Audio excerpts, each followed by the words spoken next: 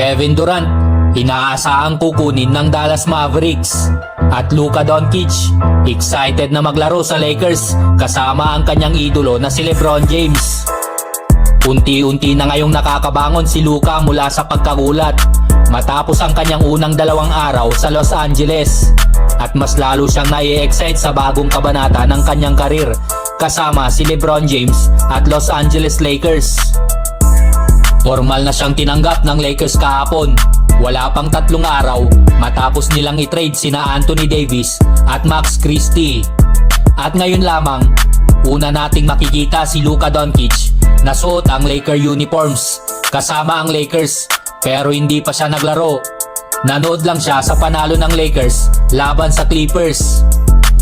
Sa kanyang panayam, sinabi ni Luka na mabigat sa loob ang unang araw.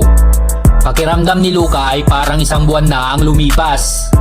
Emotionally, sobrang hirap daw, pero ngayon ay mas bumuti na. Ayon din kay Luka, ang Lakers ang pinakadakilang kupunan sa kasaysayan, kaya sobrang excited na siya para maglaro dito. Samantala, hindi maitago ni Lakers General Manager Rob Pelinka ang kanyang kasiyahan sa pagdating ni Doncic nang humarap sila sa media sa training facility ng Lakers.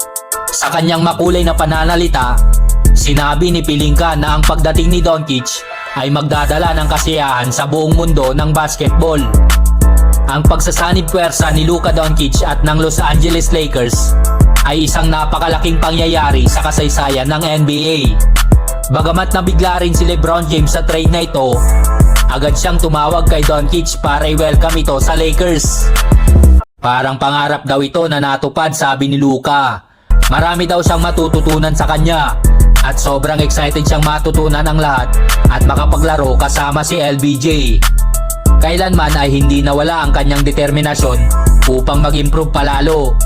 Ngunit tila binigyan si Doncic ng bagong motibasyon sa pamamagitan ng malaking trade na ito.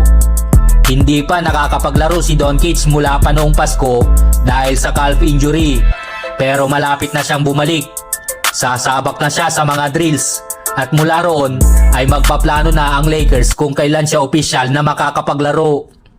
Samantala, tila hindi pa tapos ang Dallas sa kanilang galawan matapos ang nakakagulat na trade. Ayon sa mga ulat, ang Dallas Mavericks ay may posibilidad na idagdag si Kevin Durant sa kanilang bagong binubuo kasama sina Anthony Davis at Kyrie Irving. Target ng Mavs na kunin si Durant upang palakasin ang kanilang lineup, pero hindi ito magiging madali lalo na't maraming kupunan na rin ang interesado sa kanya. Kung sakali mang magbukas ng pinto ang Phoenix Suns para sa isang trade kay Durant, maraming kupunan ang tiyak na magpapakita ng interes. Kabilang sa mga posibleng destinasyon para kay Durant ang Golden State Warriors, kung saan siya nagwagi ng 2 kampyonato. Ang idea ng pagkuha kay Durant ay inaasahang makakatulong sa Mavericks na mapagaan ang pagkawala ni Doncic. Pero siguradong kailangan ng matinding galawan mula kay Harrison upang maibalik ang loob ng maraming fans na hindi pa rin matanggap ang desisyon na pakawalan ang isang 25 years old na MVP caliber player. Against Harden, Doncic lines it up. It goes! He is that